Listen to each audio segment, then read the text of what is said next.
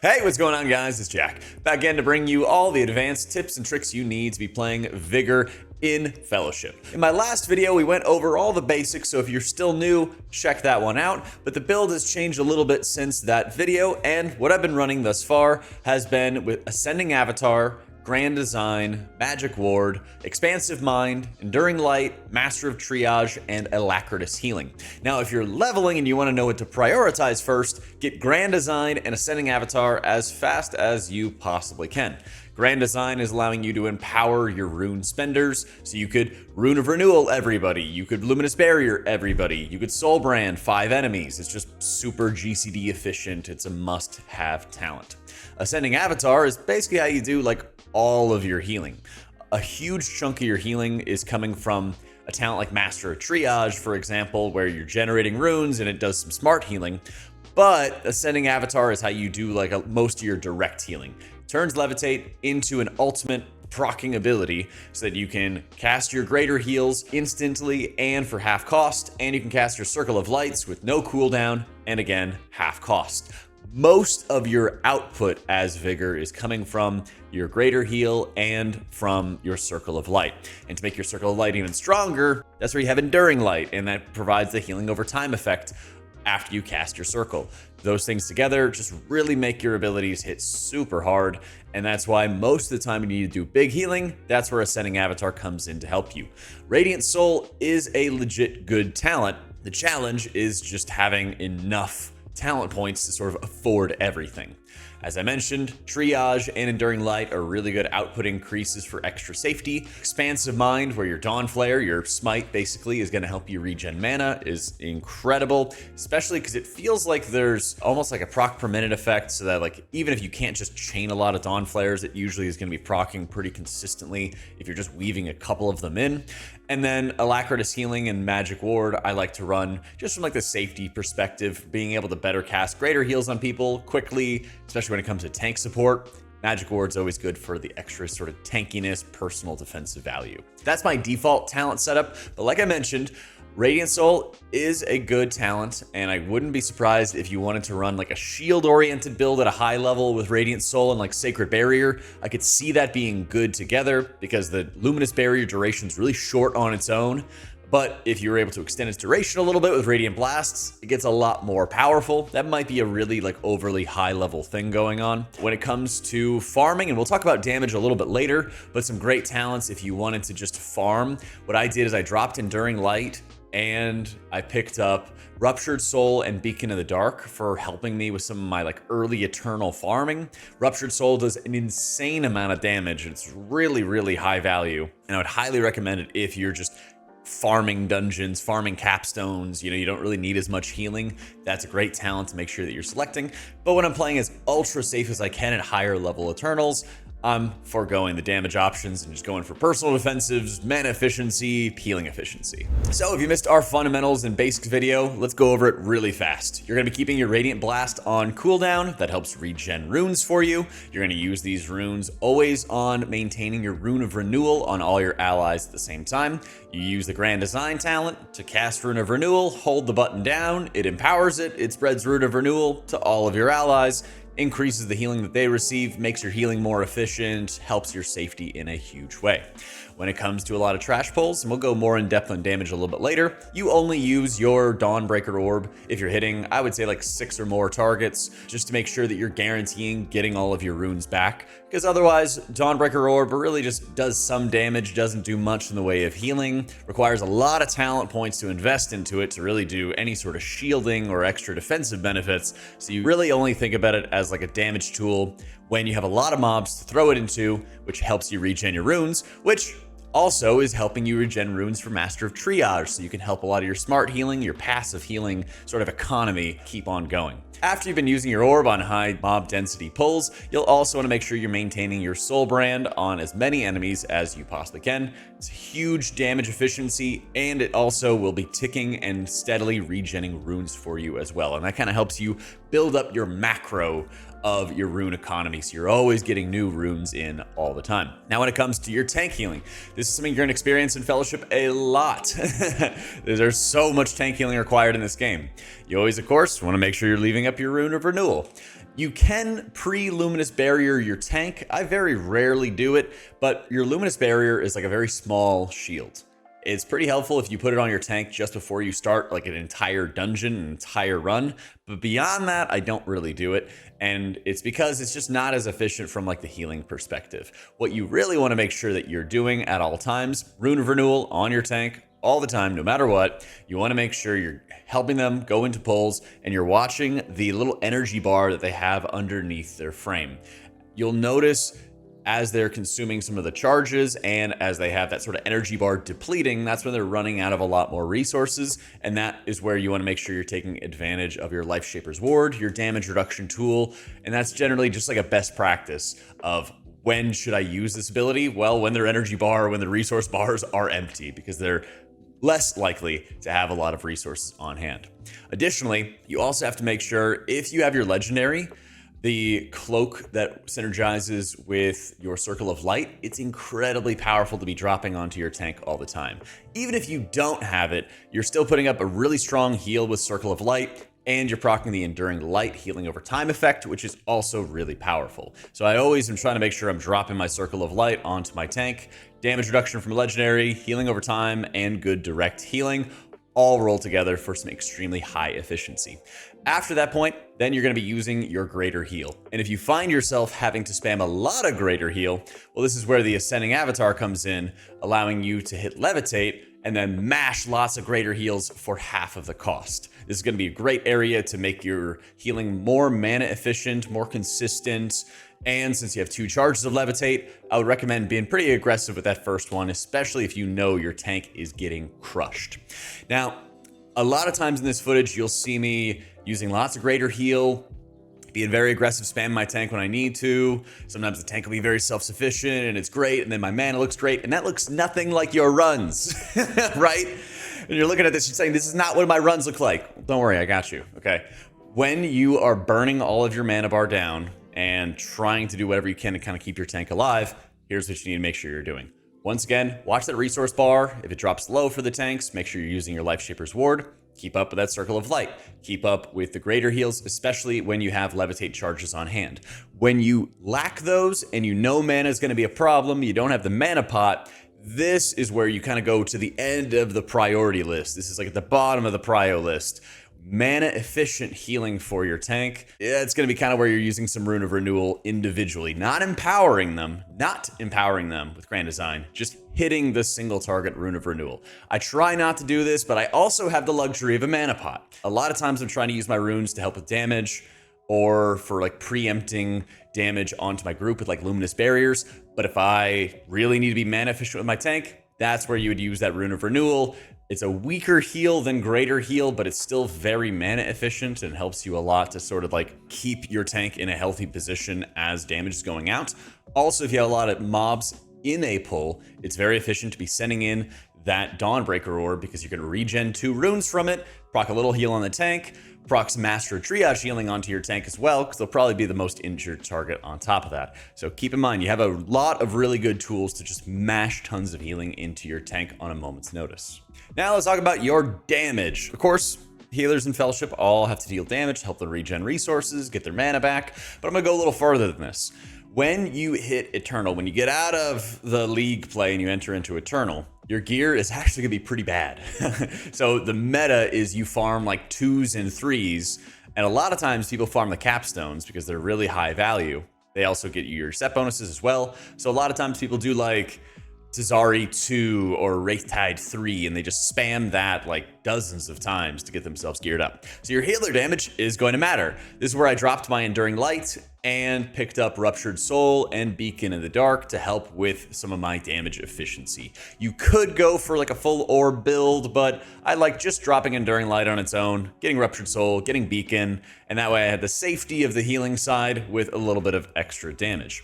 When you walk into a lot of pulls, what you want to start with is always using that orb on cooldown if you have 6 or more enemies. You're still following the same fundamentals of keeping your Rune of Renewal in your party, using your Radiant Blast on cooldown, but when it comes to how you spend your runes, you start off with your Dawnbreaker orb, go into an empowered soul brand, then you want to check your orb cooldown. Because if it's coming soon, or if you don't have that many runes available, say you only have 2.5 runes or something, and you don't know if you're going to get 2 more to soul brand into an orb, then just Dawn Flare, wait for the orb to come back, hit the orb, you get all your runes back if there's enough enemies, then you can soul brand again. And then if you're worried about overcapping or you have runic proliferation to get you additional runes, then you can keep on spreading around those soul brands. But what you want to avoid is kind of like running out of runes, not being able to orb, not being able to continuously be redotting. Because when you have a crazy amount of mobs, 10, 12, 14 mobs in a pull, your goal is to get the soul brands rolling on all of them,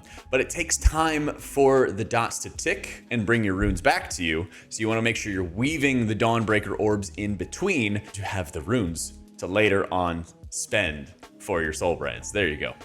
You got to make sure your rune economy is going to be strong, basically is what I'm saying. That also means you might have a lot of runes on single target, and our single target damage profile is really strange.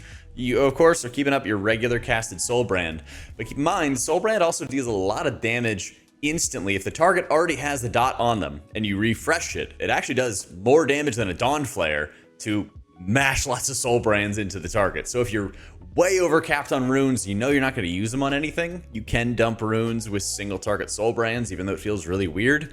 I would only do this if I'm about to overcap on runes, because otherwise I like being able to go into the next pull, big trash mobs, with a lot of runes on hand that I can be spending quite quickly. But if you're focusing on your single target, that's how you do it. All right, it's super important to understand for big healing boss fights where your healing really comes from. Your runes basically exist to help you set up for healing. So your rune spells support your healing, but are not really the main source of your healing. As I've mentioned a million times, you're always keeping up your Rune of Renewal onto your allies, and then this is going to help your Circle of Light and your Greater Heal do the heavy lifting for a lot of these damage encounters. The runes, they're just going to help you be a little bit safer. Your Luminous Barrier, for example, has like an 8-second duration. It's very low. And so if you can Luminous Barrier in advance of incoming damage, you absolutely should. But keep in mind, it can be really easy for that to fall off quickly and the shield effect to fall off quickly, and then you're going to have a crazy amount of problems. So Baal Aram, one of the hardest fights to heal in the game. Of course, you're maintaining your rune. I basically just tell people, stack on me the entire time this AoE is going out. It's going to give you the greatest chance of just staying healthy. The regular phase, the boss just starts spamming torments, and it's very tempting to just hit levitates and just start spam healing through all of this. You can use your circle if you know that your insatiable greed cast is pretty far away, but what you really have to do is you have to just like do maintenance healing. Use your greater heals. If everybody's stacked, you can use a Circle of Light, but you want to make sure you go into that greed cast with a circle available and with Luminous Barrier available as well, already placed on all of your allies. Rune of Renewal already placed on all your allies. Ideally, what you do is you drop a Circle of Light the second that the pulsing damage goes out.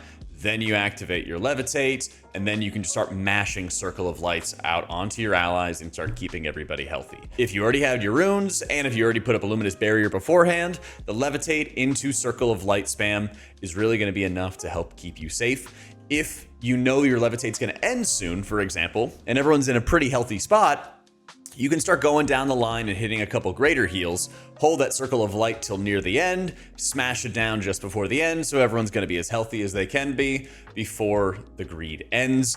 Then you have the healing over time out of your Enduring Light talent to then let the HOTS kind of top everybody back up. You use some greater heals and kind of deal with the maintenance healing side as the boss starts casting a couple more torments, and you deal with it from there. That also means that you can use your ultimate ability for the second round of the Greed AoE, and you can be a lot more aggressive with this because you're going to be getting the increased spirit out of using your ultimate ability, and it's again discounted, no cooldown Circle of Lights, and you can just mash those like crazy. That's a lot of times what's going to carry your overall healing. Don't worry too terribly much about keeping your tank healthy in this period. They should be fully self-sustainable while these big AoEs are happening, and if they're not, then they should also be stacking up in the pile with you. Try not to get too baited by like the tank healing side.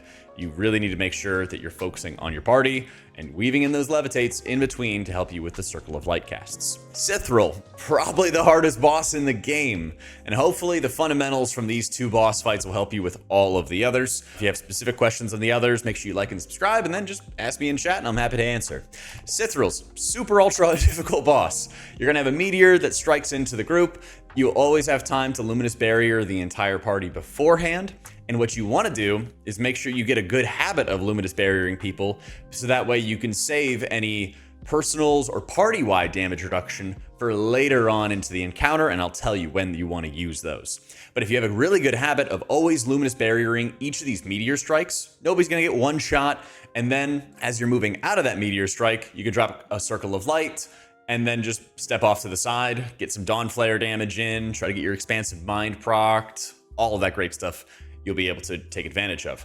Then the boss is going to target 2 players with their bleed attacks. This is where you single target Luminous Barrier those players because it gives them a stronger shield. And then it kind of gives you some extra breathing room because Vigour is enormously immobile and you really need to be able to find time to like stand still and cast your heals, especially if you're not trying to burn your levitate charges. And that's where casting those Luminous Barriers as you're getting dragged and move around and having to adjust your positioning is a great way to keep them healthy and still do some effective healing. The downside though is that when they have those dots, you're also going to get a meteor while they still have the dot on them. This is where people need to start using a personal or a sin binding stone relic to make sure that you survive, basically. And so how you focus on this is 2 dots get targeted on players, you Luminous Barrier each individual, you get dragged in, the boss will then start running out, cleaving them, and you can start using your circle, which will also apply your healing over time effect, into some spot healing out of your greater heal, just to kind of keep them healthy and keep them safe. And then as you stack and you get in together, this is where you can pre-Luminous Barrier. But there's also a lot of times where I'm focusing more on like greater healing into a Circle of Light with my legendary, which gives damage reduction, and we're using a Sinbind Stone, or we're using a personal defensive on the people that have the bleeds. And that on its own is going to be enough to kind of help them survive that damage and then deal with the last couple like ticks of the dot. While you're running out for those last couple ticks of the dot, I think I lost somebody on my first 17 Sithrils or 18 Sithrils when we did it, but I wasn't fast enough to put a Luminous Barrier heal or a Rune of Renewal heal onto them as we ran out, because you're kind of just like running around on the move. But that's what you would do in that situation. As you're having somebody low HP after they just tank the meteor, that's where you can put up a shield, or you get slightly more healing, I believe, if you put a Rune of Renewal Refresh onto them as well, just depending on what situation, how healthy they are, things like that for making your decisions better. But a lot of your spot healing is going to be a massive, massive emphasis for you. And don't forget, you have your Lightshaper's Ward as well. At higher levels, you might start getting into some talents like Sacred Barrier, where your absorbs are also granting damage reduction. That's something that might end up being more of a thing at like 25s, 30s, and so forth, to make sure you can survive really, really bursty damage. That's also where you start seeing some variance with how people are gearing and with what relics that they're running. So ordinarily, you really want to focus on expertise as your top secondary stat, increases your damage, your healing, your absorbs. It's great. After that, a lot of people have been focusing on critical strike. Some people have been getting a little bit of haste. It's mostly amethyst and emerald gems that people are using for their gearing process.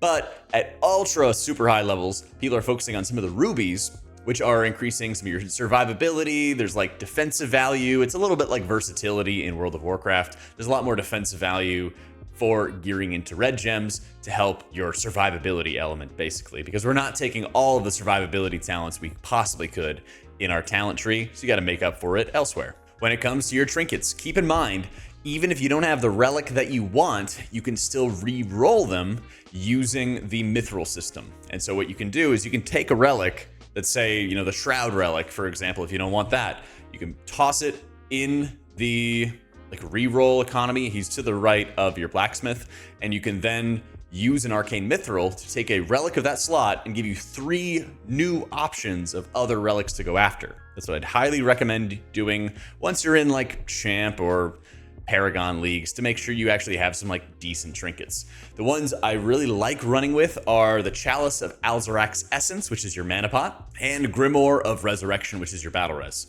I love running with these because it helps you just in a pug environment, random groups, being able to keep yourself alive, keep your mana healthy. That'll usually solve most problems in this game. Then, you know, of course, you can toss out the res. A lot of really high-end groups are a lot more coordinated, of course, and they're running Ancient Wardstone, which is a Mass Dispel trinket, which is really good in Silken, and it's really good in Sailor's Abyss. Those are some of the best dungeons for it. But any dungeon you have, like the Carnage Affix, that's also another good area for that Mass Dispel. Sithral's Fall is an incredible one for the Mass Dispel as well. There's multiple different areas where those icicles will pop, and you just need to Mass Dispel the debuff off. And then, super ultra common, the Sin Binding Stone.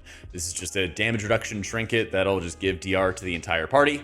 Very important to note is that if 2 people hit their Sin Binding Stones, they do not stack. So coordinating when these get used, it's by far the most common trinket that people run. As long as you coordinate it, as long as you space them out, you're going to be in good shape. But if you stack 2 of them, one of them is going to get wasted. But all those 4 are like the must-get relics, I would say, for you guys. Okay, so now to close it out, a couple final thoughts. When you're playing Vigour, mobility is just a massive, massive problem. And your Levitate, which is your mobility ability, is also your output ability on top of it. So what that means is that Vigour has terrible mobility and is still as a stone.